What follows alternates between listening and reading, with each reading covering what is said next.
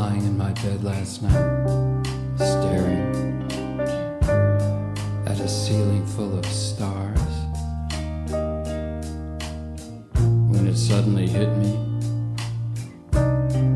I just have to let you know how I feel.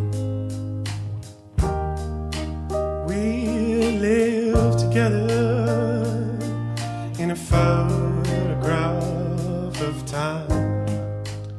In occasione del Gran Galà del Ciclocross è calato il sipario del 34esimo trofeo Triveneto, una occasione che ha visto coinvolte più di 100 persone nel ristorante Birreria Cornale. Segno evidente di come le persone del ciclocross non abbiano smesso di volersi ritrovare, condividere, per il semplice motivo che da ottobre a febbraio il trofeo sia riuscito a cementare le relazioni tra familiari, atleti e organizzatori. Nessun protagonismo, ma tutti con lo stesso desiderio di trovare amici, amici veri, come quelli di tanto tempo fa, amici che hanno ancora voglia di guardarsi dritto negli occhi, amici con il segreto del passato, dove i social network erano le piazze e le vie e, perché no, i campi di ciclocross. Nostalgia? Ma per nulla, è solo un momento di riflessione, quella riflessione che mi dà ragione delle mie idee, di come gli esseri umani abbiano bisogno di uscire dalle proprie abitazioni con i loro figli e andare a cenare con gli amici, che come te hanno condiviso una stagione sportiva, con passione, sacrifici, ma tutti mossi dalla stessa volontà, stare insieme con un semplice e antico click.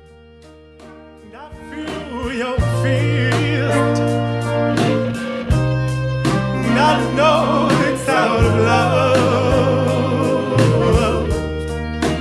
and I feel the wind, and I know it's out of love, and I feel your burning eyes, burning hearts, sweating my heart's out of love.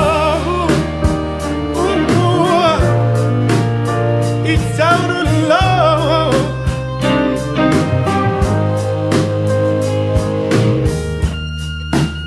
And I accept and I collect upon my body the memories of your devotion. And I accept and I collect upon my body the memories of your devotion.